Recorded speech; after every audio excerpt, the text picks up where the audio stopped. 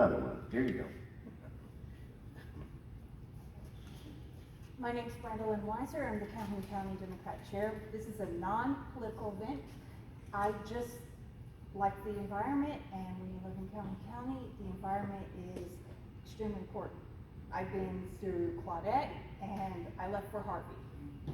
So when Mac and I decided to try to put up another environmental issues forum, we talked about different topics, and he brought up about how June and hurricane season, and we have some interesting information about what's going to come. So here we are. All right. Well, thank you. Well, thank you, Brandelyn, for this. My name is Maclovio. That is, my friends call me Mac. Those of you who may or may not watch television, I'm the new TV weather guy at Channel 25 in Victoria. Previously, I was 10 years in Corpus Christi, and before that, I was another 10 years in San Antonio. So I lived through Harvey. We stayed at the station for 4 nights because we didn't have any power anyway, but I'm sure it's all fresh in our minds. The most important thing that I wanted to do is meet you, see you, understand who it is that we're working with. Because at the time of the storm, we need to know who we're chatting with and if they're the real deal and the decision maker, and therefore we pass that communication on. But I've happened to have some wonderful people from around the area, and what I'd like to see is sometimes I get concerned about the balkanization of each county jurisdiction, because we all live in this area together, and so we need to know each other and get ready for the arrival of any storm.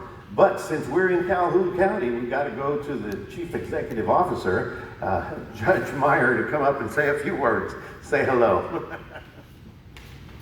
Thank you, sir. It's a pleasure to be here, and I'm glad Brandelyn got this put together because we all need to stay very familiar with hurricanes in Calhoun County.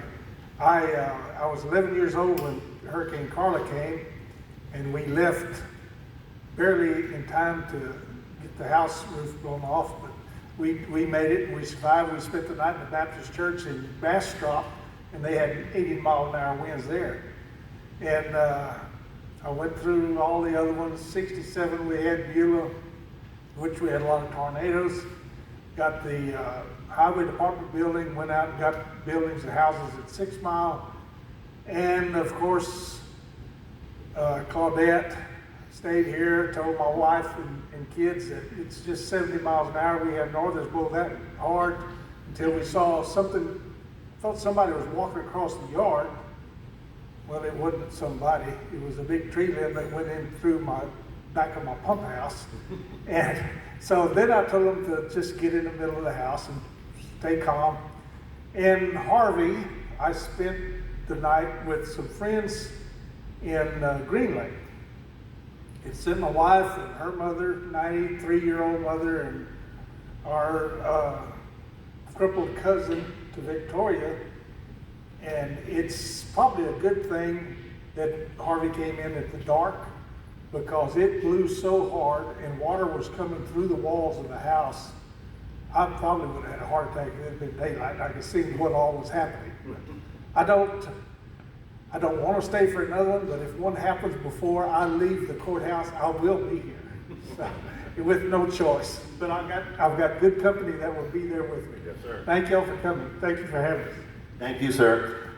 We have Ladonna Thigpen, who's the EMC for Calhoun County, but what I'm going to do is I'm going to do a couple of pictures, and then I'm going to show you my good friend Phillippe Tissot, who will talk about sea level rise, and then we'll go through the counties. And this is not there's going to be no test at the end of this, but what I really want to know is what we learned, and what we did right, and what we did wrong, and what we need to do the next time, because next time is around the corner. We just don't know. So at this time, I just wanted to show you a couple pictures to get everybody's on the same page. Obviously, we're in June. The National Weather Service and Colorado State went with a below number of named storms. I say that crazy. I think we're going to have 22 named storms. Just remember I said that, write it down, okay? And the reason, of course, why we're always the ones that get hit, well, it's very simple. It's because of the way the world works. As you can see right here, the equator and up to 30 degrees parallel, and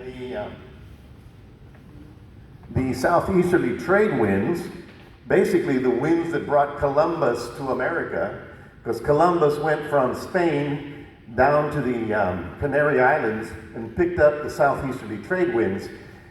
And so we are the catcher's mitt for anything that actually develops here. Same process over here, but the storms in the Pacific go out to sea and generally don't bother anybody because the water here is much colder than it is right here. So we are basically stuck. This is always going to be an issue for us.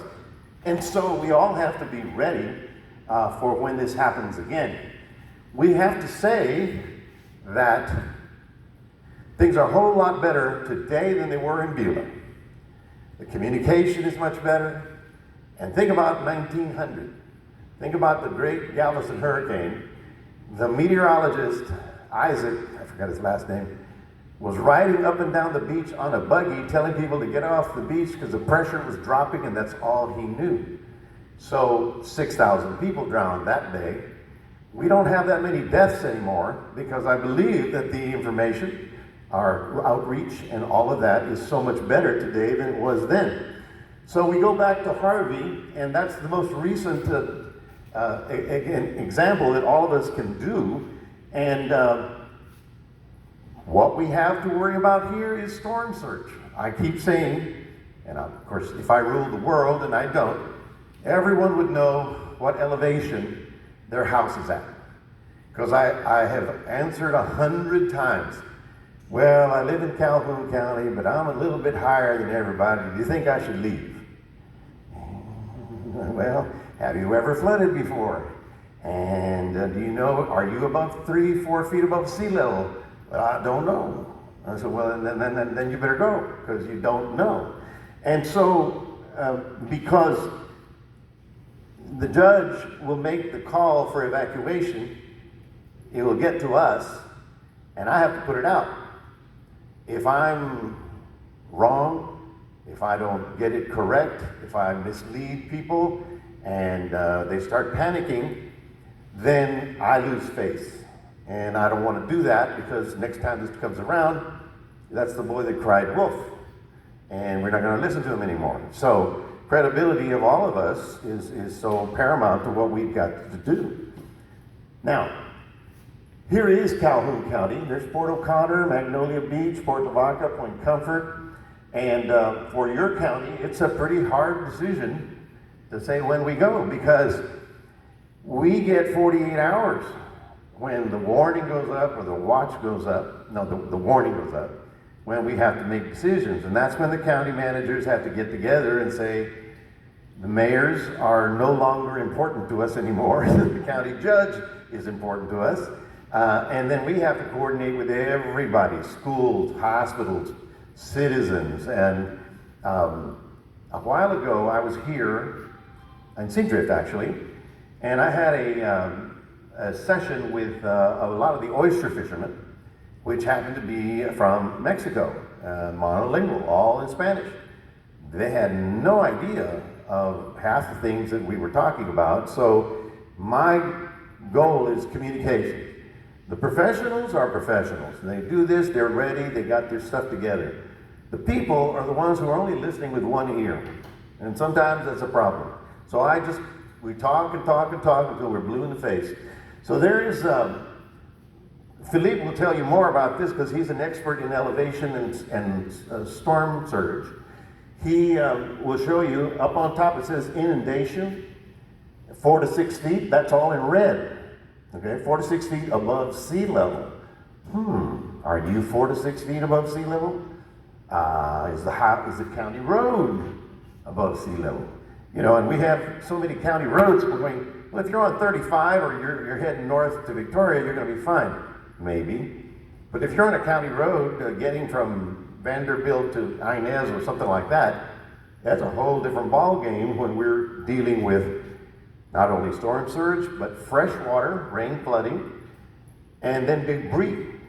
Debris is one of the biggest problems for getting the roadways working because trash, mattresses, I don't know, dead bodies, whatever is floating and gets stuck in the storm drain, and then we have a flood where we didn't expect one. So all of these things are part and parcel of the decisions. What I found when I was in Corpus, a lot of people believe that the barrier islands are going to save us. I mean, if I heard that once, I heard that 1,000 times. I said, the barrier islands can help, but they're not going to save us. And I said, well, we've never had, that much water coming in, so we don't have to worry about it. And you remember, we've got Padre Island, and you come over the bridge, and we have, the bluff, the flower bluff, which is that is flatter than a pancake, right? That is a big surge area. And so I said, no, I wouldn't rely on they help, they slow it down, but the elevation is still going to be the elevation. So then we get the ocean water flooding, which is number one problem. When I tell the kids, I say, hey kids, you can hide from the wind, but you can't hide from the water. You can be in 130 miles an hour in a nice brick home on a slab foundation, almost. But if the water comes up 4 or 5 feet, do you think the house is waterproof? Not gonna happen. So storm surges is our biggest killer, more so than the wind.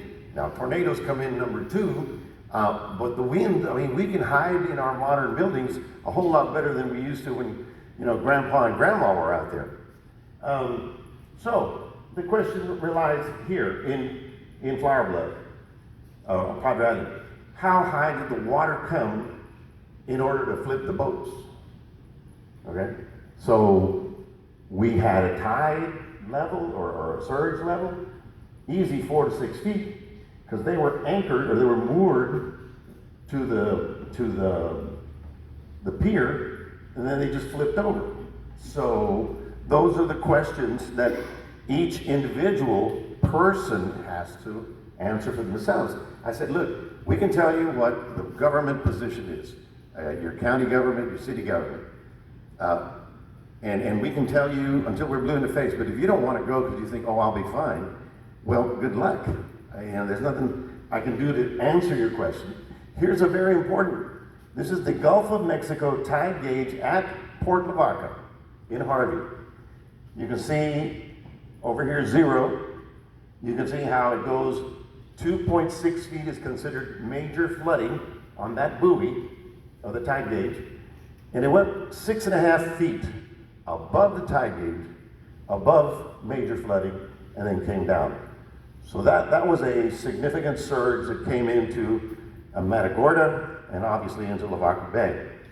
And then the other side of the equation is freshwater flooding. How much rain did we get? Corpus Christi in Harvey was very, very lucky. We got 7 inches of rain. That was it. 7 inches. Why? Because we were on the back side of the storm, what I call the dry side. The front side, of course, is going counterclockwise of the storm, the rotation. You can see where Refugio, Goliad, all the way up to Houston, obviously. But on the back side of it, that's the wind that's going out into the bay. We only got 7 inches, and our peak wind was 98 miles an hour. And we're, 30, 40 miles away? Unbelievable. But for you here, and for Rockport and Refugio, and all the way up, you can see the massive amount of rain that you got, which was in the 10 to 15 inch range. And obviously we have people here that lived through that, and that they're going to talk about it. So obviously storm surge is very important. But dun dun dun, stop right there. What if the Gulf of Mexico goes up 6 inches? What happens to all these calculations? That's where I want to bring in my friend, Dr. Phillippe Tissot is a researcher at the Conrad Blucher Institute at Texas A&M Corpus Christi. He doesn't even teach courses anymore. He's so big, he's way up there. He just goes and does research of whatever he thinks is important.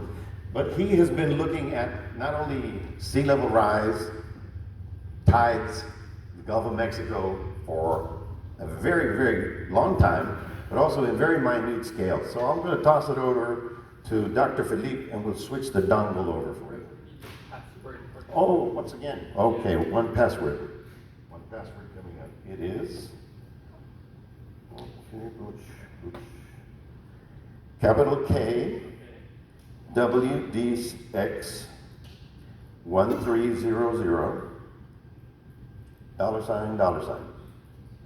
All right, here you go.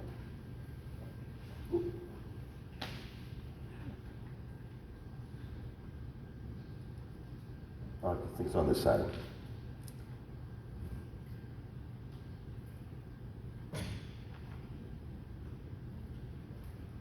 Now, as you know, and I don't know why, and I know why, it's all Refugio's fault. I don't know why Corpus and Victoria don't talk more. I mean, we're just over there, and you're over here. I mean, we're cousins. We live in the same area. But I was going to say, for Dr. Tissot here, there's a lot of incredible research going on at A&M Corpus Christi, not only in the Blucher Center, which is where he works, but also at the Hart Research Institute for Maritime Studies. So it's not just the bad news, you know, the disaster potential. It's also how do we keep the Gulf active and fresh and alive, how we keep our fish, how we game fish, how we keep our bays productive, you know. I mean, back in the 70s, you know, the word was, well, in the 60s, we used to have oysters that cleaned the bay. Now we don't. In the 70s, we didn't have any fish in the Laguna Madre. Now we do. All of those things are because people are watching and people are more concerned about making sure the health of that is working. It is searching for sources and it's... not going to work. No? No. Ouch. You have your email here? I sent you a PDF of the presentation. There's no Wi-Fi. Oh. Why do you think it's not going to work? No, it doesn't have it. That should be. Oh, okay. That should. We need an HDMI. Can you find one? It's not there. It's not.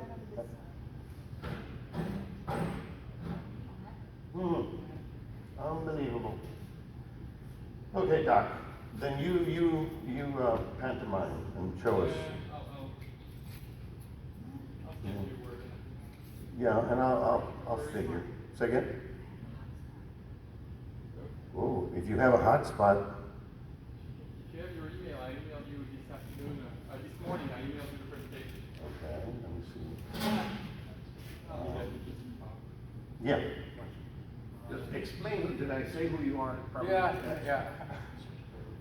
And I'll say also why I'm here, or in part why I'm here. So I'm Phillippe Tissot. I've been at Texas A&M University Corpus Christi since 1999. I've been there a while. And I'm fascinated by coastal processes and trying to better predict them. And flood is one of them, coastal flood, coastal fog.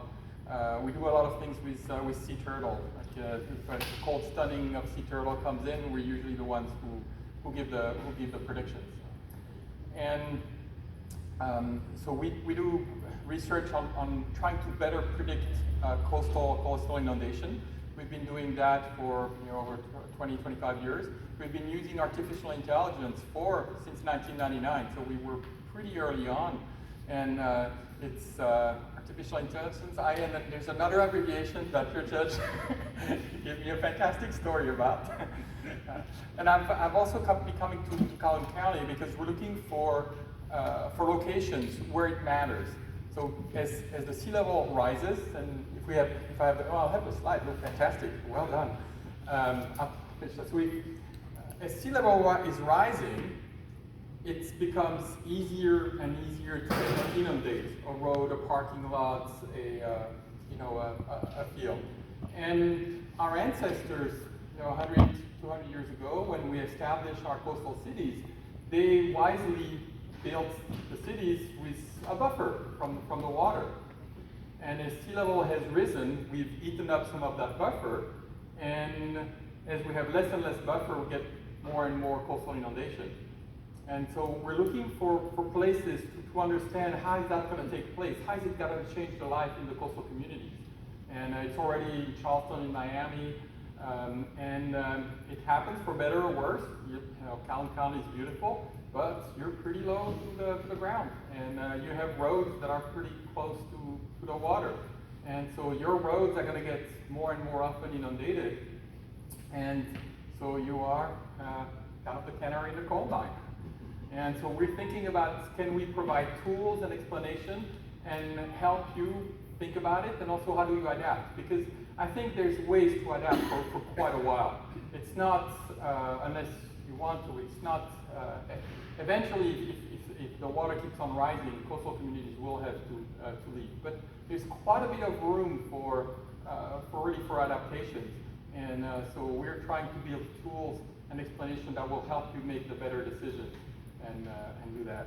That's sort of the story of my presentation. I wanted to reinforce a couple of things. Communication that Mike has shared.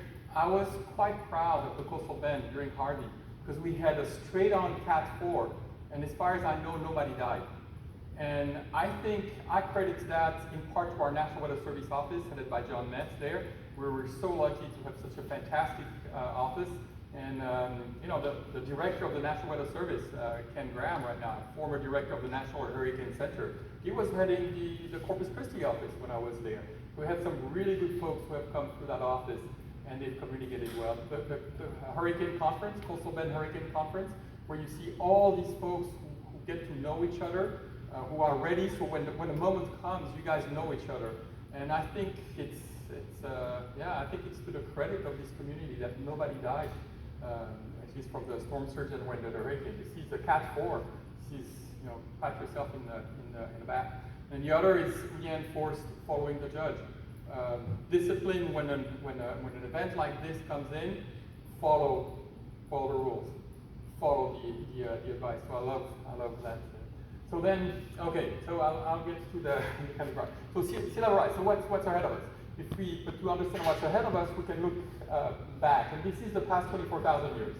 And that curve is the water level worldwide, or around the whole planet, estimated a long time ago. We were not measuring it, but there's good ways to estimate it. And what you can see is that it was flat, then the glaciers melted, and then we had a rapid sea level rise, and for the past 8,000 years, it's been really flat. We've had, you know, it's been great for our civilization that the water levels were steady. But that's over. Next slide. Keep going. So if we zoom in the past 150 years, we've got the sea level rise that have increasing steadily, and not by much. And that's the only prop that I have is that the little metal that I have. It turns out that little metal is 3.4 millimeters thick, and right now, on average, the water levels around the world just increased by that much. And I'll show you in another slide why it's increasing. So it doesn't look like much. But ask yourself the question, if the water levels had increased by that much around the world for 7,000 years, where would we be? And the answer, go to the next slide, is so 3.5 millimeters, and then the answer is about 70 feet. So there's no, you know, if we had had that for 7,000 years, you know, we wouldn't be here. So it's significant over a long period of time. And so sea level are rising again. They have been very steady. They're rising. We're going to have to adapt. Next slide. We also understand quite well now what drove the sea level rise. We have buoys in the Pacific, in the Atlantic. We have satellites, so we can measure how much is how the water temperature is changing, how much the glaciers are melting, and so we can correlate, we can compute where that 3.4 millimeters is coming from. And up until now, so this is between 93 and 2018, it was half of it for just warming the oceans. And then between glaciers and ice sheets, you had another 45%, and then also processes on the water, groundwater storage, dams. And so that's pretty not 100%, but a lot of it, most of it we understand pretty well. Now, everybody wants to know, okay, what's going to happen in the future? And then the problem there is basically how fast will the ice melt. Next slide. And so this is the future. We have tremendous amount of water in the glaciers. It needs to be land glacier, not the ice sheet.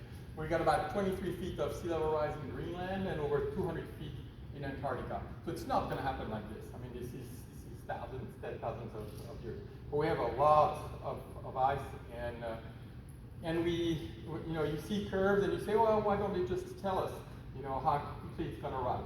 Well, first we need to know how warm the planet's going to be, how much, and that's very much the thermostats, that's how much greenhouse gases we put in. And then the other part is that it's difficult to model how the glaciers melt, and they move also. They move towards the ocean. And as you're starting to melt the glacier, there's some water that drips down. It kind of lubricates the path of the glacier around the mountains. Scientifically, it's beautiful. It's really, really interesting. Consequence-wise, it's a little scary. But that's the reason where we have such relatively big uncertainty. We know sea levels are rising. We know this is, you know, for decades to come. In my experience, being at both scientific meeting and public meeting, the scientists kind of say, oh gosh, we can't tell them that it could be that bad. Nobody's going to believe us. We're going to leave our credibility. And then when I'm in a public meeting, they say, oh, those scientists, they really cry wolf. And so my message is that scientists are usually kind of the low end on what they say, and so don't take it seriously. All right, so that's for the big picture. Now, zooming in on. Want to get up on the stage? I could do that. All right. You got good knees. So this is, I looked for locations in Calhoun County. You have I'm just going to show water levels. So you want to know and you want to measure it. A good way to measure it is to look at tide gauges. The National Ocean Service, NOAA, has several tide gauges. A good one is in Rockport, the longest one in the region. And you can measure the water levels, and from the water levels, and you can see how it rises. And if you measure this, you've got 6 millimeters. You should actually, it's on the low end. If you remove those 2 data points, you got more. But you got 6 millimeters. Per year? Yes, correct. But Since when? So if we go from the 1930s, if you start the later part here is more like 9 millimeters per year. That's the done deal, not It's theory. It's the past. Yes, it's measured very precisely. When you pick the dates, that rate will change, but yeah, it's rising fast. Rockport is one of the fastest relative sea level rise. Now, I'm getting to a point also that's important for you to understand as you're planning. Is that I told you 3.4 millimeters, and now I talked to you about 6 or 9. So what's the discrepancy? And the discrepancy is that the seas are rising, but the land is also sinking. And the land sinking is important when you make decision, investments, etc. for big ones. You need to know how much the land is sinking. Next slide. I want to get you to keep going. And so you need to know about how much is sinking. So if you do the same measurements around the state, around the coast, you're going to get different rates. So Rockport, if you take this is since 1993, you've got about 9, Sabine Pass 8. And it varies. Sea drift in your county is one of the lowest. It's very steady compared to the rest of the state. So you got close by, you have Rockport that has a really large, very high rate, and you have sea drift that have a very low one. Go ahead. Do we know what's going on under for subsidence? So it depends. In most locations, so we know for a few locations. There's one. Give me the next slide. I think I'm going to get to a map. Yeah. So this is a map. So those are tide gauges in Texas that have data since the mid-90s. And I do the same thing. I plot it, and then I draw a curve, and I see how quickly is the water level rising. And that's when you measure at a tide gauge, there's the water rising, and there's the land subsiding. So you get different results all along the coast, and those differences, like a big round, indicates a lot of relative sea level rise. The biggest one is Eagle Point, and that's 14 millimeters per year. And some of the smallest one are like sea drift, that's just 3 millimeters per year. And then it varies. A lot of the coast is around 6 millimeters. And why there's that much discrepancy, we don't know that well. We know for some locations. So Eagle Point, we know. There was a oil and gas extraction well, and that's what created it. We have a very clear signature there. But it could be groundwater extraction. It could be land compaction. It could be, if there's geologists in the room, you have growth fault. There's a number. I don't think we can put the finger on one reason. I think it's important to know, because if you're going to put a lot of investment, you want to know how fast the water is rising.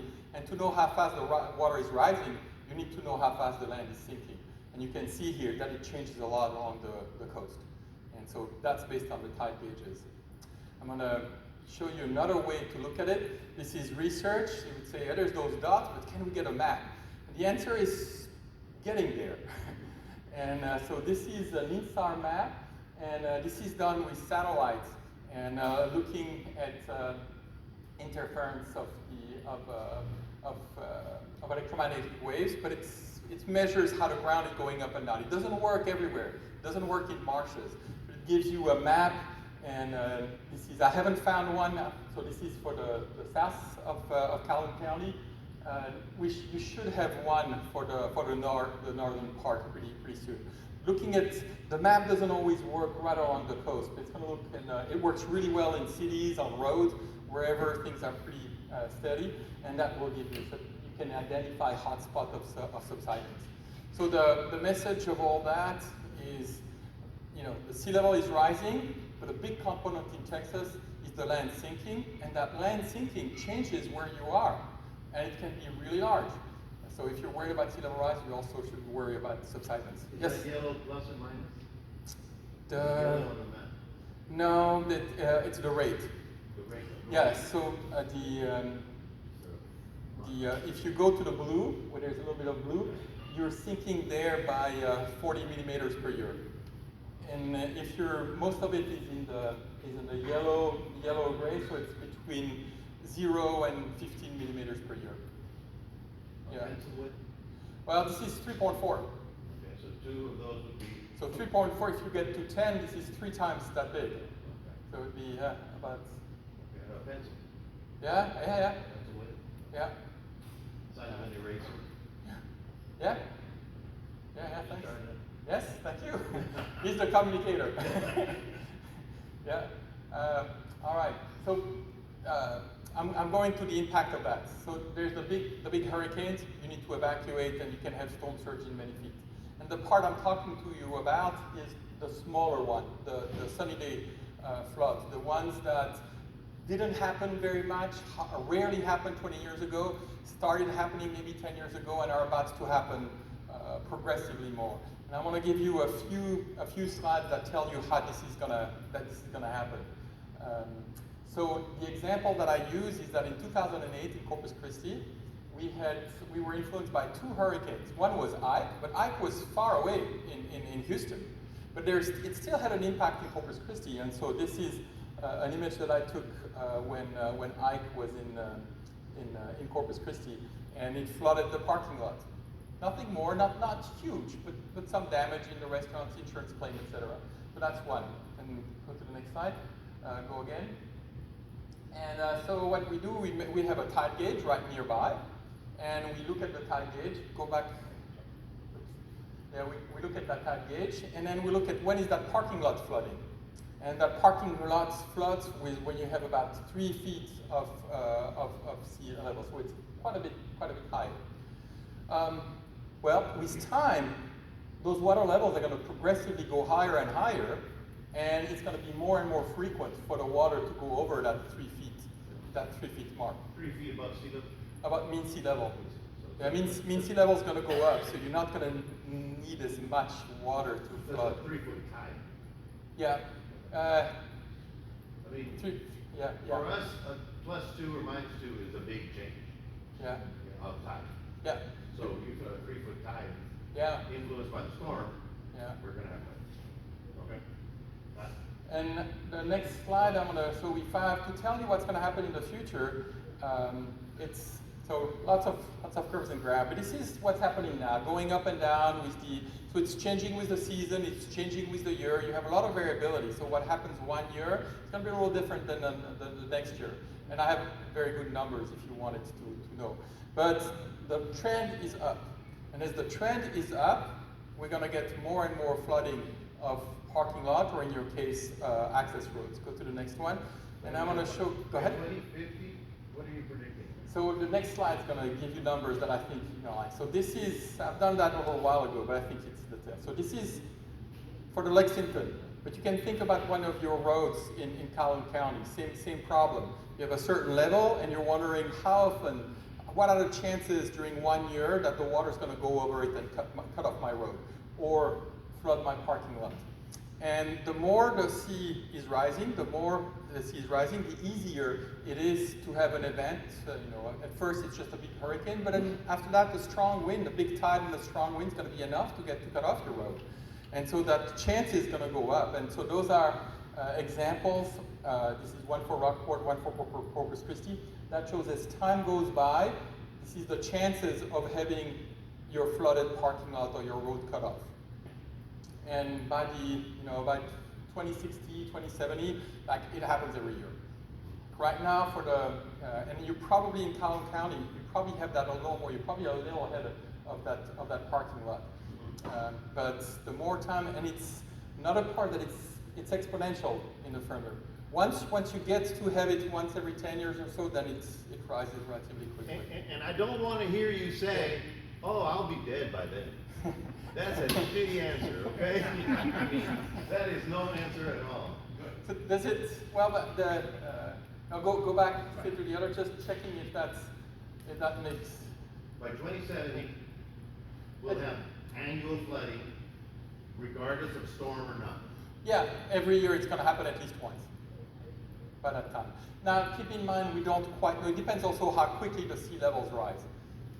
This is a medium estimate of how quickly it goes. But the point is that your roads, coastal roads cutting off, coastal infrastructure cutting off, every year your chances of that happening increase with the sea level rising. And so you've got, wherever it's already happening, then you know it's going to happen more and more. And you've got to think about what you can do about it. Maybe people shouldn't live there, or maybe you have the funds to put a bridge.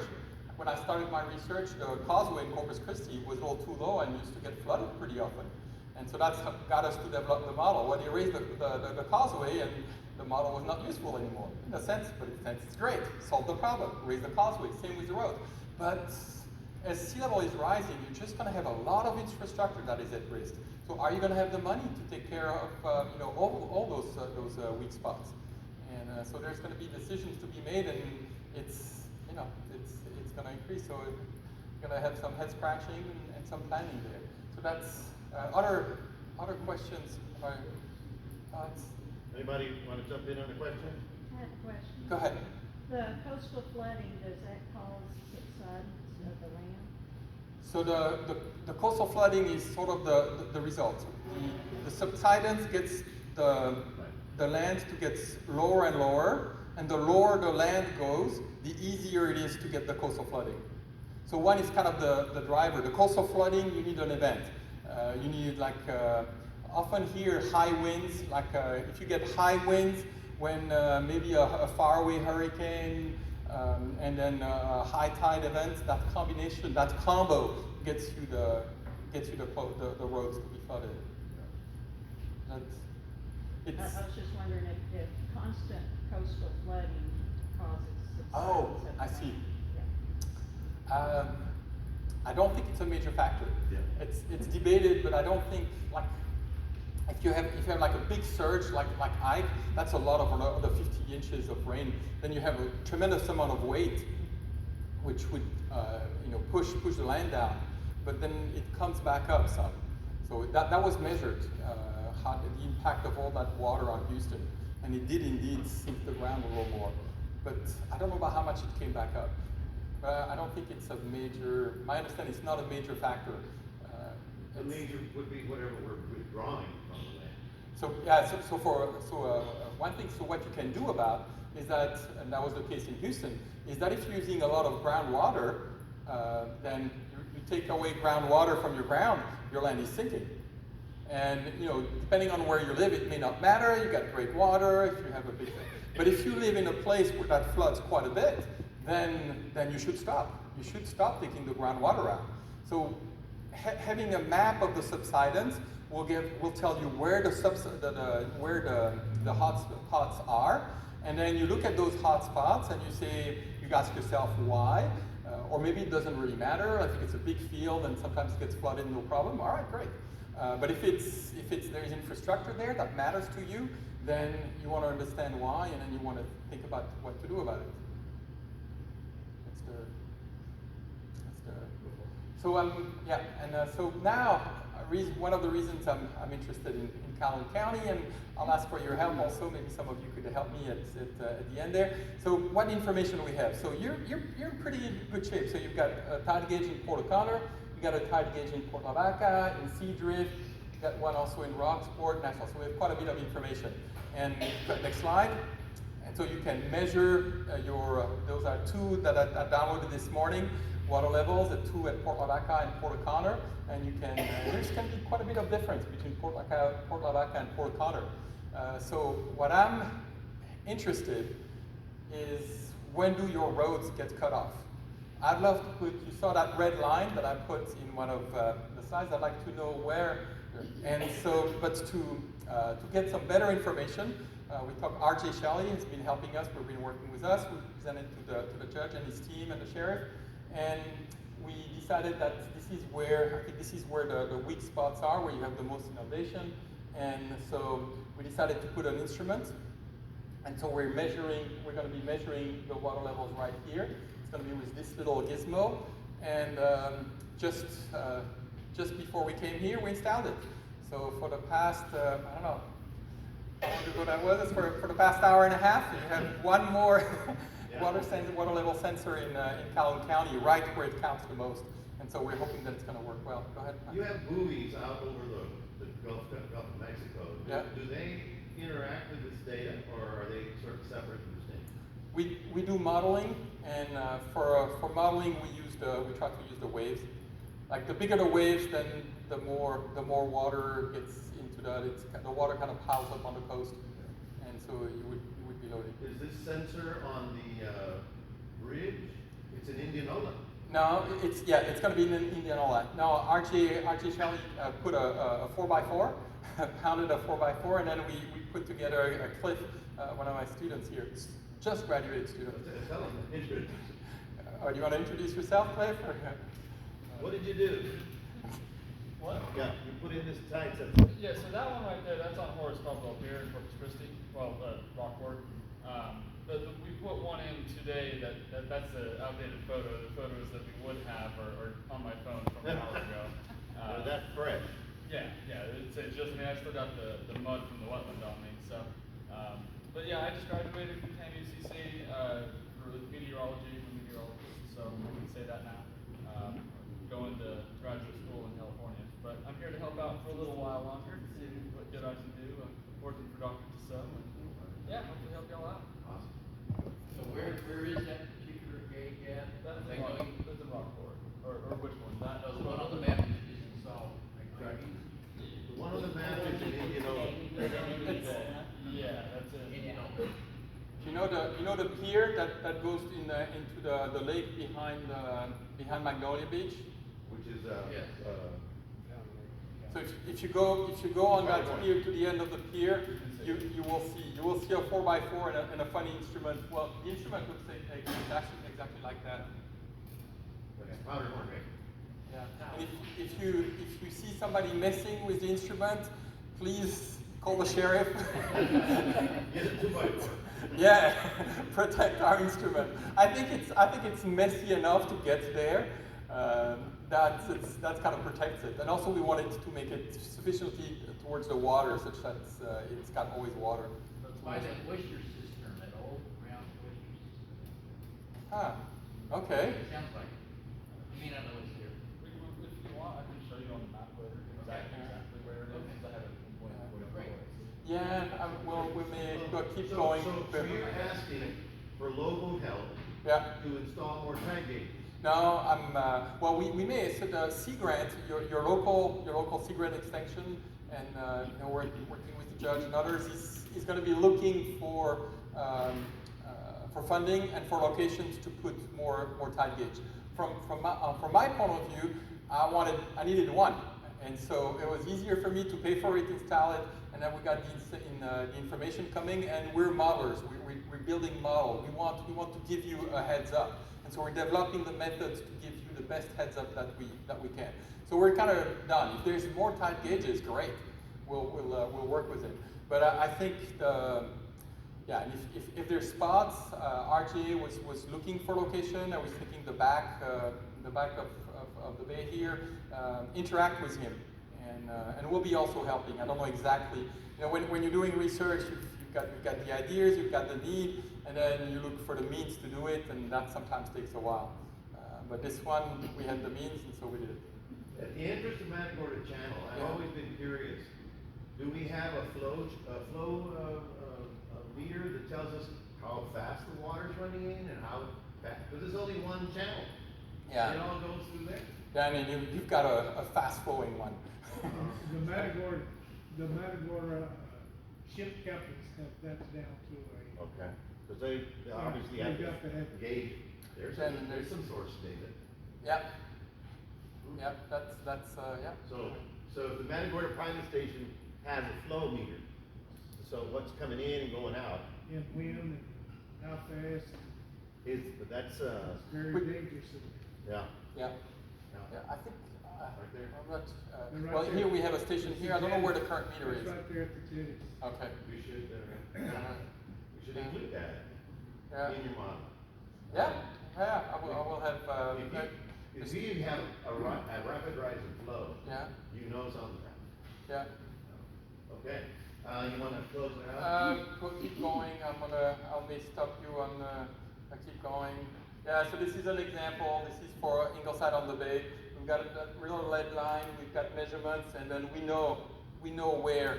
We know that when the water levels cross that line, there's going to be water on the street, and that's what we're looking for Calhoun County, near Magnolia Beach.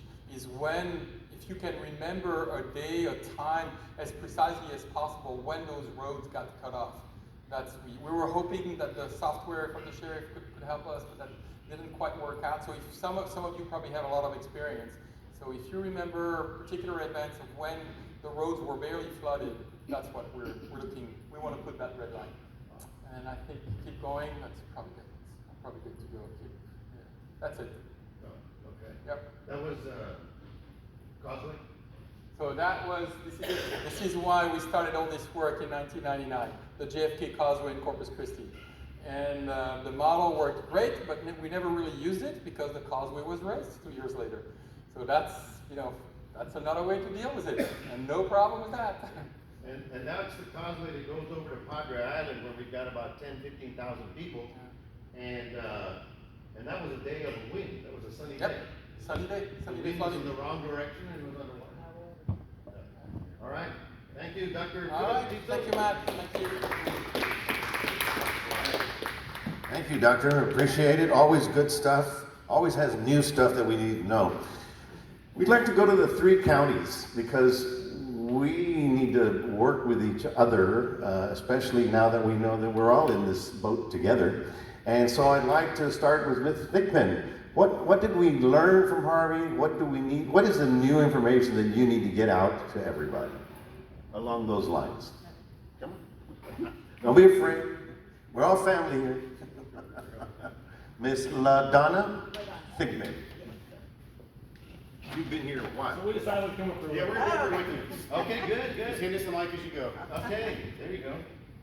Well, one of the things that always comes up, I don't know with the other counties, is people are not aware. They know things are coming, but they don't keep up with it. They might look at it one day and skip it a couple days. Next thing you know, we're doing a voluntary evacuation, and they're not aware. So one thing that we are always stressing is to be aware of your circumstances and to be prepared. And that's 2 of the things that always come up every evacuation, every hurricane season, is that people do not prepare enough. They wait till the last minute and then they get stranded, they run out of gas, they can't get the supplies that they need. So that is always something that we are stressing is be prepared and be aware of your situation. So, who's next? Mr. McBrayer, please introduce yourself. So, Rick McBrayer, Emergency Management Coordinator for Victoria.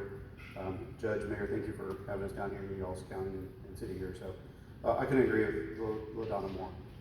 Preparedness is going to be key to the success of our citizens within our cities and counties.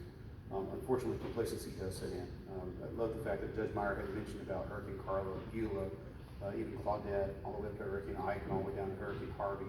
But what we're finding now more and more is the younger generations have not been through those events. Or they go through the event, they look at the event and say, well, very much like Hurricane Harvey for Rockport, for Victoria County, many people think of themselves as saying, well, I prepared for Category 4, and then they have this mindset that they rode out through a Category 4. And they did the exact opposite. They only rode out about a Category 1, small pocketed areas of Victoria County rode out a Category 2.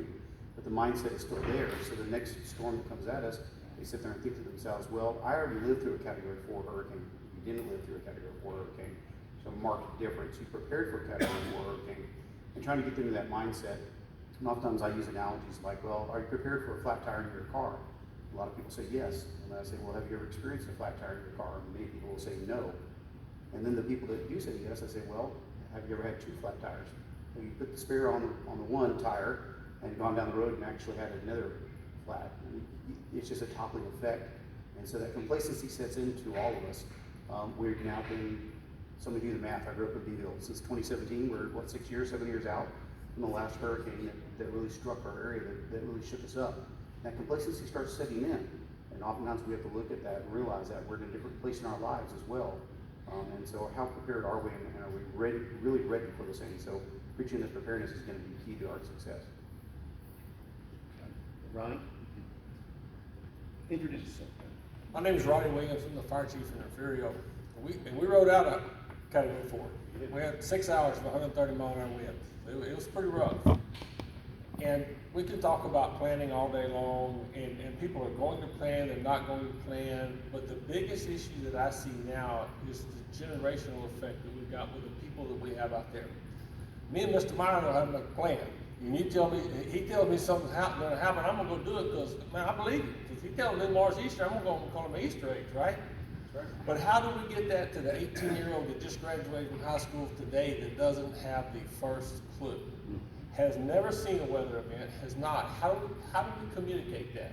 And I think one of the key things that we really need to work on is how are we going out in these communities and we're building these relationships with our citizens and building their trust so that they trust us when we say, you need to go do this and you need to go do that. And they're looking like, do I need to go do what that big goofy sucker said, or do I just blow it off? Does that make sense?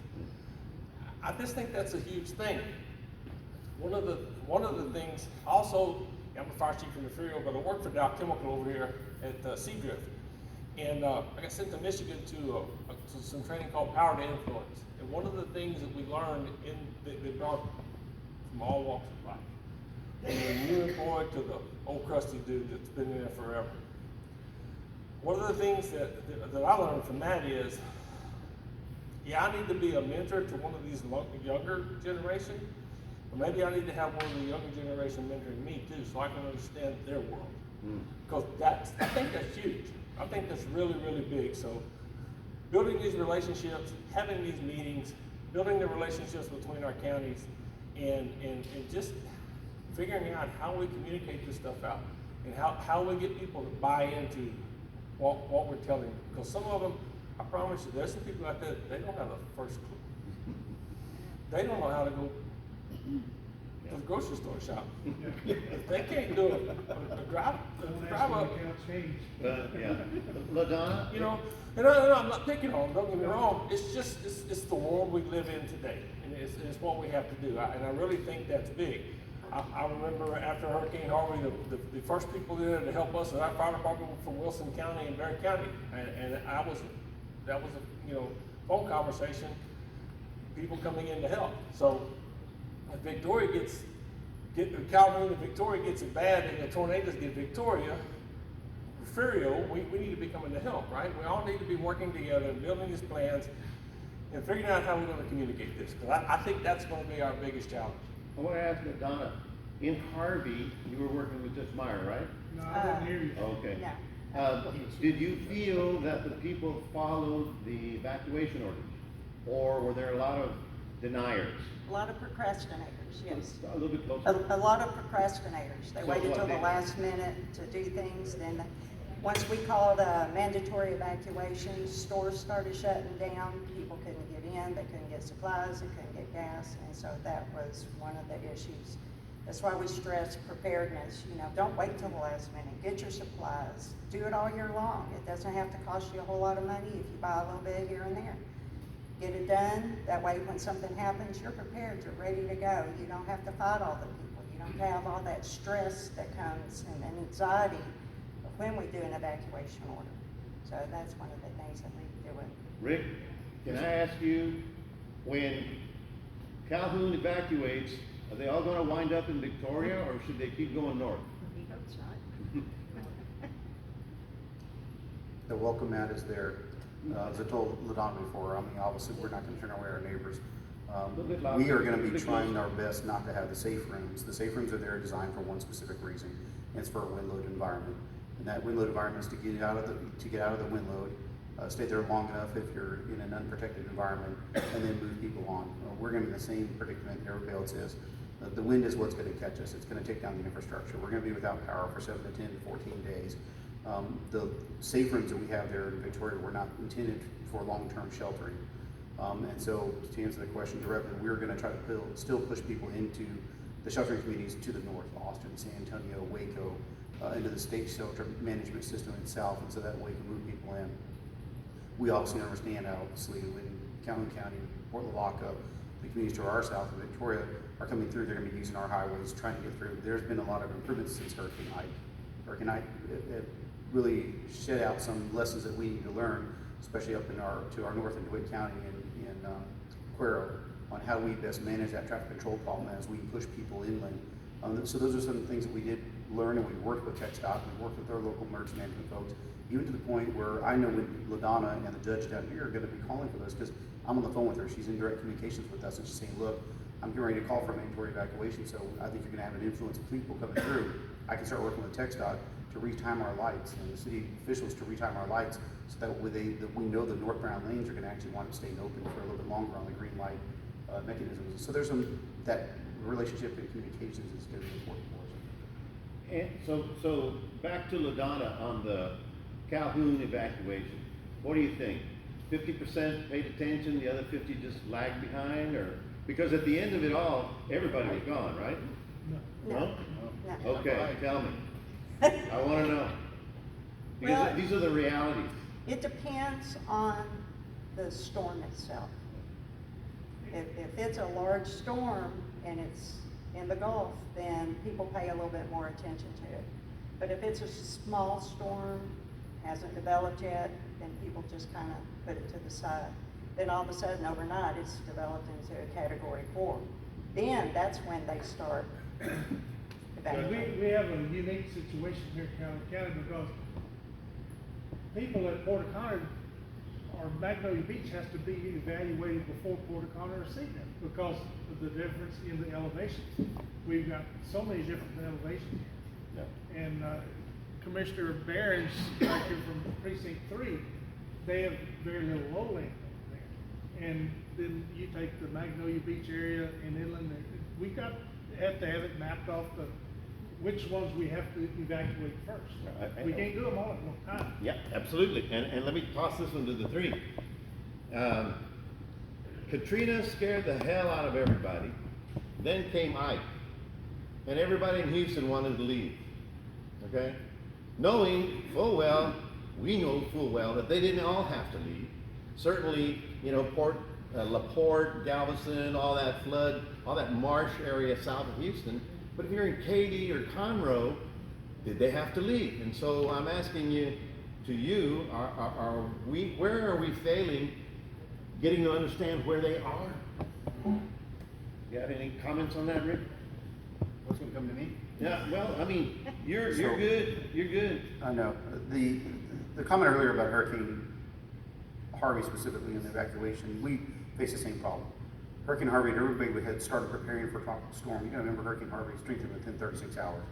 That's like getting into the batter's box and having the slow pitch come at you, you know, change up, and then all of a sudden the fastball comes at you. You're reacting with such a unique time frame and a fashion, especially when most of our operations occur during the daytime hours. And so as Hurricane Harvey started to strengthen that Thursday afternoon, when Ladonna and I were on the phone, all of a sudden we're being told, you guys are looking at an expected Category 4 hurricane. It's strengthened really rapidly, maybe going to Category 5, and it may shift a little more to the east. Obviously, the hair on the back of our neck starts standing up, and we're sitting here thinking to ourselves, wow, that's not a lot of time for us to evacuate. So now we're in the predicament of how are we going to push people forward and get the evacuation notice out to them. So it's a very unique situation for us to be in. So as we move into the season, the best we can tell people is to be prepared for the season in itself, for the one storm that may come through here, and each storm presents something different. Judge mentioned Hurricane Claudette earlier. We all saw Claudette in 2003 in July. You know, we saw a small tropical system that was sitting out over the Gulf, and as it moved inland, it started gaining strength and rapidly intensified into a Category 1 hurricane, causing a lot of damage. Once again, in a very short period of time. But as a citizen, how do you plan for something like that? How do you get yourself prepared for knowing I can handle a Category 1 hurricane or tropical storm? What's my threshold and how much timing do I have? And there's some very unique decision-making points you have to have. I don't know how to address that. You know, the fire chief mentioned about our generations and our societal generations and the difference between them. My son is a lieutenant in the Air Force. He's 25 years old. And he doesn't watch the local news. He doesn't read the local newspaper. He relies on this for everything for his communication platform. And he gets to choose what platforms he talks to. Even to the point where he gets to choose the friends that get to see the stuff he has. But as Ronnie said, yet I listen to my grandparents. I listen to my mom because they've been through it. They understand the hardships. But when you have this in your hand, and this is your source of information, you get to pick what source of information comes to you. It's a very difficult task for us to do, and I don't know how to handle that. I don't know how to ever solve that problem. You mentioned earlier about as people go, the gratification of instantaneous gratification that they have. I can go to HEB tonight and pick up dinner. I don't have to plan for 2 and 3 weeks down the road like many of our grandparents and elderly folks did. I don't know how we fix that. Other than the best thing we can do is get out and help prepare them and help them understand these stories from our past. So I'll toss it over to Ronnie.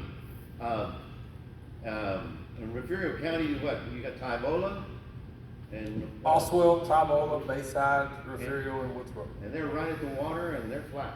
Oswell, Tybola, and Bayside, right there on the water. Your county roads, are they passable, unpassable, or are they dangerous? Or are people even getting the message? Because, okay. I think that was a big thing. I think the message was a big thing. You're talking to an old guy that worked in television 40 years. It used to be we communicated with everybody. The dawn of the digital age, everybody balkanized into their own little cell phone, and try as I may to push out an advisory over the cell phone, that doesn't mean that they're going to receive it. So, you know, I mean, here's a thought. How about we go do a dog and pony show at every high school? TikTok video.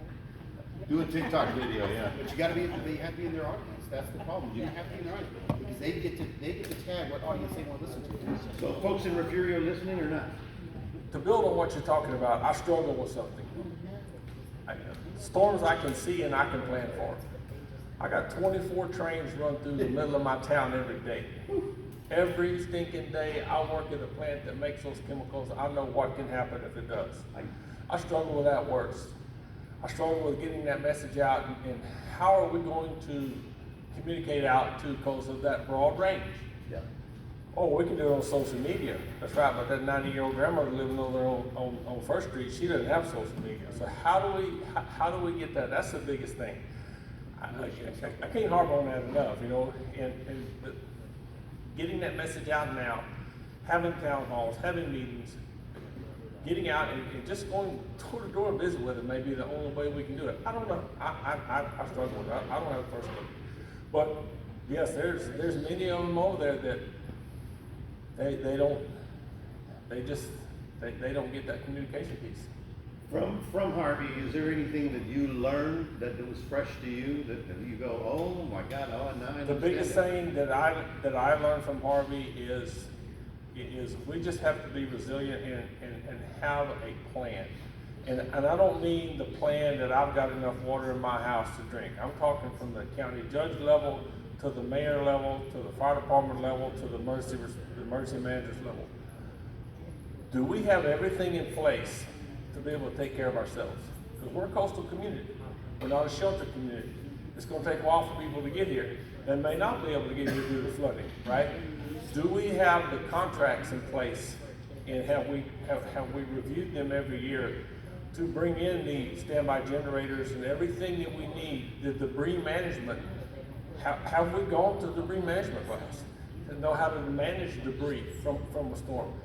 All of those things are what, at the leadership level, are things that we need to have in place. And that needs to be reviewed annually and done prior to the start of hurricane season. I think that's the big thing, because I can guarantee you the one thing that'll break it more than anything associated with the storm is debris. How much did the debris cost Aransas County? I know how much it costs Refugio County. Probably $12 to $15 million to deal with debris management. And if you don't have all that in place to start with, that's a problem. That's going to break the bank. I mean, there's so much that comes with planning for these events, right? And one of the things I picked up, I called on from Ladonna to talk about, they look at the size of the storm. Yeah, Harvey was a huge storm. Katrina, Ike. How many of you remember Brett? Yeah. Brett was a little fastball that went into the King Ranch. Thank God it went into the King Ranch, because it's 150 miles an hour when it went into the King Ranch. But it went into a place where it didn't affect anybody. Wait a minute, those are my cattle. Huh? That's my cattle. That's okay, but it didn't affect people. You know what I mean? Thank goodness Brett went where he did, because it came across that more Gulf. important than the people. Yeah, when it comes down for a steak, it is. You're absolutely right. But again, how do we get these youngsters involved? Maybe we all need to go out and find us one and mentor. Yep. I don't know. Right. We mentor kids. Now, Ladonna, in Harvey, did you stay or did you hunker down with the judge or whoever? We stay at the courthouse. You stay at the courthouse. And what did it feel like for those 3 days? Well, one day the judge had his back to, the previous judge had his back to the wall and the wind's really howling, and he could feel that wall breathing, and he goes, I think I'm gonna move. And so he moved away from the wall. So it's Tell them the story about you calling for the extra porta potties we need. And it goes back to, they gotta be educated in it, so who we depend on the supplies from. Yeah. Yeah, we had called for some porta potties to be delivered. About 2 days later, I get a call and they said, what color solution do you want? And I said, excuse me? Well, what color solution do you want for your porta potties? And I said, does it really matter? You know? But that was, blue or green, you know? I said, blue. You're in a disaster and they're asking. Yeah, they're asking that before they would even send the porta potties. Yeah. Rick, I wanted to ask you, we have Ms. Dee Dee from the local paper here. No porta potty questions. No porta potties. But here's the one where people don't understand. That a certain threshold of storm, you guys turn the trucks off, put them inside and close the door, and you're not going anywhere, right? So yes, and probably better coming from the fire chief, but in general sense, yes. We try to pull down our first response personnel because they're in vehicles that can be pushed around by the wind. Our general threshold is about 45 miles an hour. Fire department EMS services stop. Will we have some type of response still? If it's another type of service that's got to be rendered, if we're in a high profile vehicle, probably not. And so many of those services are gonna cease around that 45 miles an hour. 50 mile an hour at the most. When it's sustained 45 mile an hour wind, that's when they get more. We can't put first responders in harm's way to go out and try to do good for people that haven't prepared themselves. And I can't go past the red face test with Judge Meyer when I was out there running around the 50 mile an hour wind and rolled $1 million fire truck. Yeah, exactly. Yeah. So I'd like to toss it open to questions. Anybody have a question or an add or a comment? Phillippe, what do you think about our three friends up here? I mean, at least they talk to each other. Isn't that good? Communication. Yeah. But the problem with younger folks, and you. How come the weather center or whatever can't set up like the same thing as like an Amber Alert as a hurricane alert for like They certain do. counties. Like I'm from, okay, so I just moved back from Arizona. And my phone is, you know, it's an Arizona number. But the minute I got into Texas, I get an Amber Alert for kids kidnapped in San Antonio, Houston, Dallas. So, I mean, why couldn't they set up something like that? Because you already have it. I mean, We have a code red system. Anybody's welcome to, sign up for it. it wasn't like I never signed up. She's talking about wireless messages. Oh, yeah. If, Okay. if she's getting them, if you're getting your Amber Alerts, Yes. you look down there and you have a smartphone, Yes. right underneath that is gonna be wireless emergency alerts. If that button is turned on, it's just, we don't have them very often because if you're looking at a hurricane or traumatic activity, especially down here, those don't happen very often. And so it's gonna be a threshold for that to trigger the system for the system to be activated. Like I would think So- when you're talking about like the younger, you know, the younger. It's on there. people If you're now, getting the I Amber know what Alerts- you mean. I have one in the military as well, and they watch all their But news. what we find out is on people here. get tired of getting the Amber Alerts, so Maybe what they do is they start go an and turn them off. Instagram page. And that one button right below that, they turn off the wireless emergency alerts as well. They turn that off as well. Now you're not getting anything. Because this is a proprietary service. This is a private service. You pay AT&T's, whoever it may be, to access that service. Her and I don't have access to that until we meet certain thresholds to be able to send out information. But if you turn them off, guess what? We don't have access. And I wonder if kids know that. Well, Because they probably don't want to hear about the Amber Alerts, so the right? funny thing is, a couple of years ago, on smartphones, there was a federal law through the FCC that was passed that said that these things must automatically, when you get it, when you buy it from your vendor, that it would automatically be turned on. They've taken that away and they're automatically turned off now. So you as the end user have to turn them on. And oftentimes what we find is we have local services, Code Red, we also have it in Victoria, that we have that citizens can go in there and say, I would like to receive information updated from my local officials on certain topics and information. But we also find out that they turn those off as well because they don't want to be bothered. We're gonna do that story and put it on the news. Absolutely. You should. Put it on the news. You should. Yeah, that's a good story. Because the people who don't care, but the people who do care, wanna know, don't know that it's automatically off. Yes. So you go to your phone, look for this, turn it on, make sure you're ready, and you're ready to get information as necessary, all right? Any ranchers here? Any with cattle? I got a few. What do you do with the cattle? You just open the gate and let them go? No, it depends on the storm. It depends on the storm. Yeah. And do you truck them out? Do you put them in another pasture? We move them north. Just everybody, Judge and I've done that many a time, start pushing cattle and get to the next pasture and somebody else shoves more cattle in and you go down the highway. But you don't, I was told, or I understood, that you open the gate and you let them loose and let them fend for themselves. Correct or incorrect? Well, yes and no. In Hurricane Carla, between here and Porter Connor, the cattle went to as far to the corners as they could go. They stacked up and died. They had bulldozers come in there with these mass graves to push all the dead cattle in. It's somebody's fence. Yes, but it was in a car. It didn't matter. The gate might have been 100 yards down, but they were going to where they thought was safe or where they could keep going. So how many cattle drowned? Oh, hundreds, thousands. In which one? Carla. In Carla. Do we have that problem now? Good. We could, if they didn't really. See, the thing about, go back to Harvey, Okay. it was so unpredictable. Everybody here thought it was going into Corpus. Oh, yeah. Wake up the next morning, hell, there's Harvey. Well, everybody from here, or a lot of them, they went to Houston. Harvey went to Yorktown, turned around and came back, and Houston to get 60 inches of rain. Right. You know, it's Yeah. a tough deal. And we got 7. Yeah, we had 18 here. The problem is when they rapidly intensify, like they have been over the last decade, you know, or 20 years, where they're rapidly intensifying, and it takes a while to gather cattle and push them north. Sure.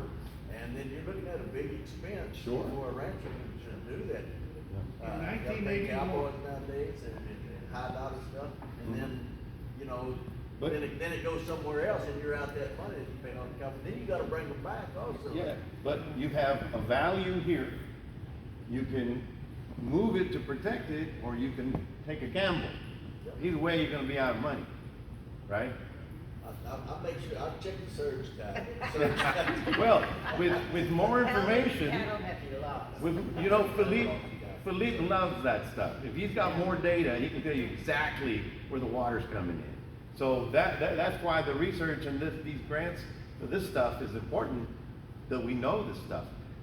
You were saying In 1980? 1981, Hurricane Allen. It was came right through the crap peninsula out of it. down there, between Florida and the Yucatan. Filled the whole Gulf. I remember I've that got picture. pictures, we, about 15 cowboys, we all met at Magnolia Beach. 6 o'clock in the morning, we started gathering cattle. And I've got a picture on one of those, from one of those little throwaway cameras. Yep. That you could see the whole thing, you know? So we started gathering cattle as we came. We get out here, well, VFW, just right down here at the bridge. We were driving all these cattle, and the southland is going, and they did not want to drive. All the people from Border Colony was coming with their boats, and the cattle were in the middle of the road, standing there, you know. And we got lots of sign language that day. And the highway patrol came by about 2:30 that afternoon. We was just down here on the bridge, and he said, in 2.5 hours, there's gonna be a 25-foot tidal wave.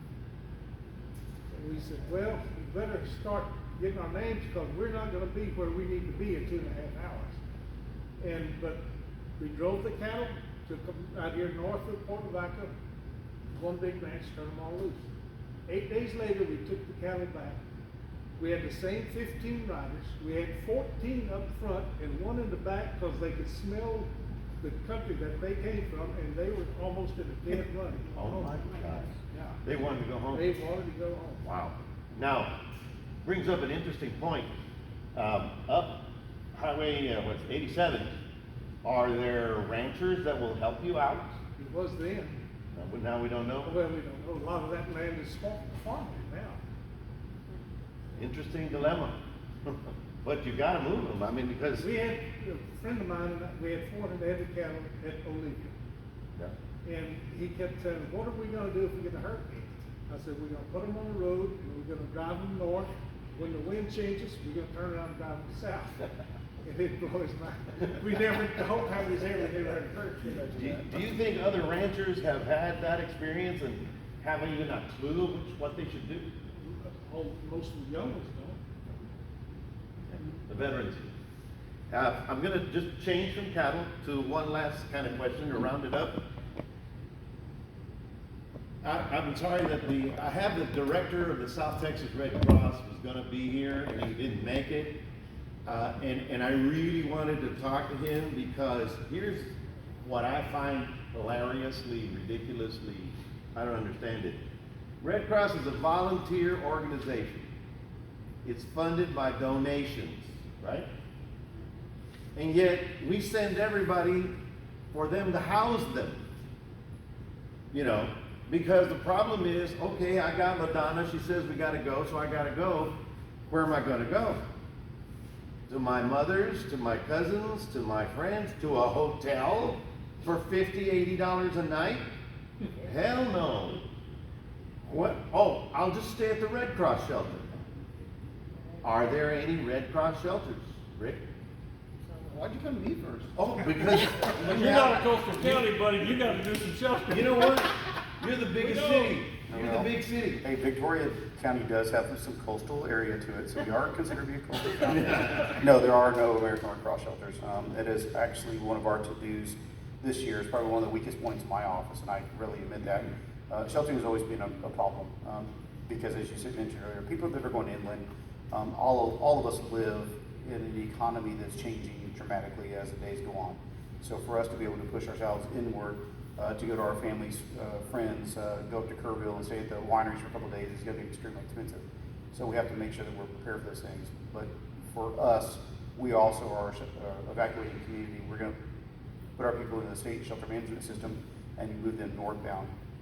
Obviously for us in Victoria, the rule of thumb is going to be anything from a Cat 3 or higher is where we're going to be looking at for a mandatory evacuation, and voluntary evacuations are going to be before that.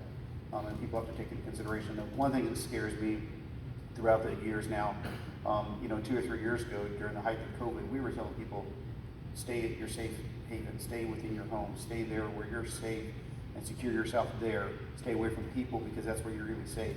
And I'm fearful that that's going to rear its ugly head as we move into the next hurricane season, or we have another dramatic hurricane here. Because many people then right after that came out, and what was the next major event we had? Winter Storm Uri.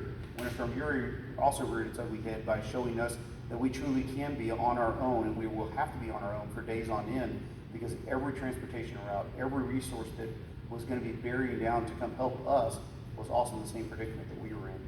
And so many people I've already heard in our community, and I've got some very dear friends of ours, their lifestyles have changed in the last couple of years. Everything from COPD, severe COPD and cancer, they now went out and said, well, I'm getting a generator, so I'm going to be okay if I stay here. But they've never had their home surveyed and wind up that they can actually take on the wind load. And I'm sitting here thinking to myself, well, you do understand that the resources that you're going to bear, the HEBs, the Walmarts, the Targets, things like that, are going to be offline for 7 to 10 days. Are you prepared to stay through those kinds of things? And so don't get this false sense of hope that you've also now installed a generator, so now I can live through anything.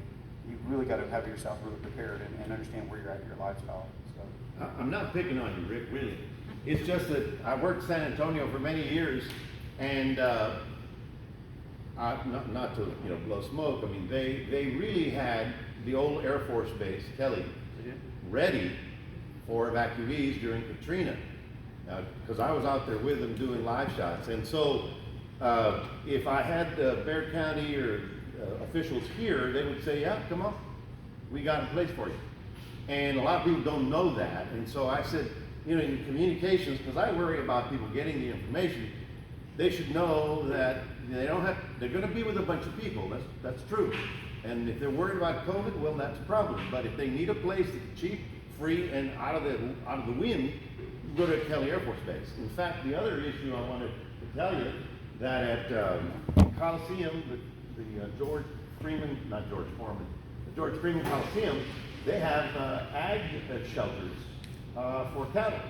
If your horse is that expensive and you want to protect it, you take it up there. So sometimes we get balkanized by counties, and I understand government and all that, but we don't consider the regional aspects of this. Ladonna, is there any place safe for people to stay in Calhoun County? We won't Other know than till the after courthouse? the storm. After the courthouse? No, after the storm. We actually have a designated Red Cross shelter in our community that we live in, but it's only 12-foot elevation, so. 12-foot elevation. And you were saying it's a window. It will withstand the wind load, evidently, that has been met the criteria to be designated as a Red Cross shelter, unless we get a good service down. Yeah, the county doesn't open up a shelter till after the storm, and we have to assess what's going on. Everybody go. Ronnie? As far as shelters, there are no shelters in Refugio County. They've got the one dome, they call it the FEMA dome, that's in Woodsboro. And that's basically just kept for government folks and first responders. And then, of course, since Hurricane Harvey, we built a new fire station. It's rated, wind rated, so hopefully it's still going to be there when it's all over with. That's kind of our plan for that. But we will not be opening shelters in Refugio County. What are your major roads out? Highway 77, Highway 183, that Highway 202 to Beeville. That's the way to get out of our area. 77 North 239. You can go through Goliad from the top little area on Highway 239. 77, we're coming to Rick's area. 183, Goliad, Cuero, getting into those bottlenecks, and then you can go west toward Beeville. Yeah.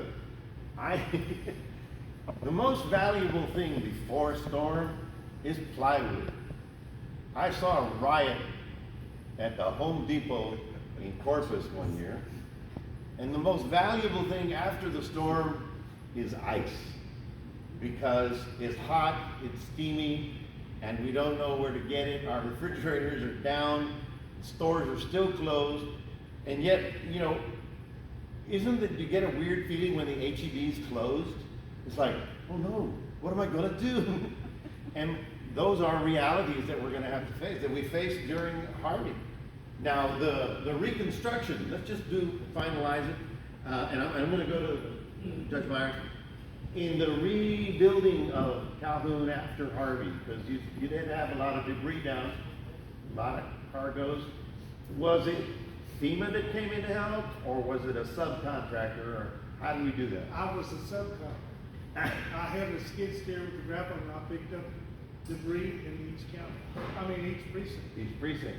And did you have one central deposit? Well, they actually had two, but they had to come in to get it approved, to get the permits, to where they could burn. Yeah. But each precinct, at their dump trucks, we fill them up, and it was just like fires to a fire now. I mean, in a matter of a week, we had it all picked up. Very good. Now, Ronnie, you saw what happened in Aransas. Aransas, Rockport had so much damage that they built a mountain between the two roadways that went for 2 miles. I called it Mount Rockport of debris. Did you see that? Did you have that kind of problem in Refugio? We had the same thing at our fairgrounds. That's where they collected it all and took it to the fairgrounds and hauled it off. But yeah, it was a huge problem. That debris's got to go somewhere. But here's the next part of this is the managers need to make sure we have someone in debris management because things have changed. Getting the right people working to move debris and get it in the areas for them to come pick it up, FEMA will pay for it. But if I take my fire department and go on somebody's property and cut up their debris and move it out for them, that's a whole different animal. If I need to gain access to their house, I can put that out there in the FEMA pile. But then they need to get people in to do the other stuff on their property to get it in a pile for it to do, because if we use public assets to move certain parts of the debris, FEMA's not gonna pay for that. Everybody needs to be in that debris management, but things have changed since that, because that was a very costly storm. The biggest thing that everybody can take out of that, I think, out of Hurricane Harvey is you need to have your insurances and your plans in place so that you can take care of yourself. Because if you rely on another agency, everything you do with any other agency, there's a process for that to happen. So don't think it's going to be a sprint to the finish. It's a marathon. And it ain't the Boston Marathon, it's a slow marathon. Prime example, they tore down our fire station, rebuilt our fire station. We had a temporary building, temporary office, and storage between our fire station and the Chamber of Commerce. 5.5 years later, yesterday, it got moved to its final resting place. I finally got it moved. Still dealing with it 5.5 years later. So we'll round it up. Each one of you, county people, I appreciate you because ultimately it's the county judge that's going to tell us we're going or coming, or the cities refer to him. So we'll wrap it up and say, Ladonna, what do you think that folks should remember or know or get ready for? And I'd like to say this, I don't want to scare anybody, but I want them to be ready. And if you move to California, you need to know what to do in an earthquake. If you moved or you grew up here, you need to know what you're going to do in a hurricane. Who are you picking on? The guy, he's moved to California. Well, good thing is in 30 seconds it's over. Go ahead. I had an uncle that lived just south of Huntsville, Alabama. And he used to tell me all the time, man, I wouldn't live down there where those dang hurricanes come through and tear everything up. The tornadoes that came through and destroyed Tuscaloosa went within a mile up behind his house. I told him at that time, I said, yeah, you're right, but you know, I can see mine coming for 2 days. I don't live with a hole in my backyard. I got to go jump in at 2 o'clock in the morning in my drawers. That's right. Just be prepared, be aware, watch what's going on, and, you live in a coastal county or a hurricane area, tornado area, earthquake, you need to know what your hazards are and how you're going to prepare for it. Yeah. Rick, you have a much stronger access to media. I'm ready to work with you. I mean, we'll find stories to get them done so that people know, but not everybody watches local news anymore. So we'll have to get creative on how we're going to get this word out. But in terms of not scaring people, but preparing people, Where do you think they should concentrate most on? So we said we're gonna round this out, right? Yes, we're rounding So, out. like Ladonna, you have to be prepared. When the light bulb burns out in your bathroom, your house, whose responsibility is it? It's yours. You have to be prepared to take care of yourself for 5 to 7 days, if not more. Don't rely on the neighbor next to you, don't rely on the government, don't rely on anybody else. You have got to be prepared. And I think that is one of the simplest things that we have forgotten to do as a society. We have gotten so used to things being there at our fingertips. We can't do that anymore. We have to be prepared to ourselves to make sure we're taking care of ourselves. We talk about it in emergency management all the time at the local level. An event that occurs at the local level is the local's responsibility. We can have all the bearing of the resources coming to us, but ultimately it starts local and it ends local. That's the same thing within our own family. The problem that I have within my house is my problem. I gotta fix it or figure out how I'm gonna fix it and move on to the next stage of life. I think that's important for us because once again, the word complacency comes into play a lot. If we haven't been through the event, we don't think it's gonna happen to us. We have to listen and look at history because it will repeat itself. We're due for a hurricane, simple as that. One of the ways that y'all can get some of the information out to people is to keep in touch with 211. We do. Because that's the way a lot of people call in on 211. They want to know where to go, how to get there, and where's the shelters and everything. Absolutely. And I worked in 211 for 17 years, and that was one of our main things to do, was to give information out for people wanting it for hurricanes. Sure. Okay. Gave a lot of I agree. information out, but the emergency management people is the ones that have to give it to us. Sorry. 211, that's the story. Yeah, We're there's gonna some do it. brochures in the back on. We're gonna do it. Yes, Yeah. ma'am. Okay, I'm one of those younger generations that. It's all your I fault. live We're a not life picking on on you, I social promise. media. Be concerned with it. Don't judge me, don't judge me. You know, I'm on TikTok, Facebook, Twitter, almost every single day. And mainly just to catch up on what's going on around the world. What my thoughts is that if you need to bring information about upcoming weather events, have it periodically update us, especially on Facebook and Twitter, because that's when we're like connected to our older relatives. And especially if it has to be in another language, because in this area it's mainly English and Spanish that is spoken a lot in this area. So, you know, it's needed, especially if there's like a hurricane coming, so that in case, you know, me or my mom sees it in English or Spanish, that's when, you know, we have to like get everybody. We need to hire you as a consultant. Where do you live? Down the road. Okay, so you live here in Calhoun County, so there's a source for the judge right now. That's what I was just fixing to say, at least you had enough initiative to come. Absolutely, absolutely. That's also a source for her to get it out. You have elderly parents that live here? It's just my mom. That gets it to your mom. Is your mom on Twitter, Facebook, or she just watches the news? She watches the news and Facebook. She mainly checks on Facebook if it's like something major going on around here, Victoria, and Rio Grande Valley, and Corpus Christi, because that's our familiar area, because we have other relatives and cousins that lives around that area, and we tend to like be up to date on weather events.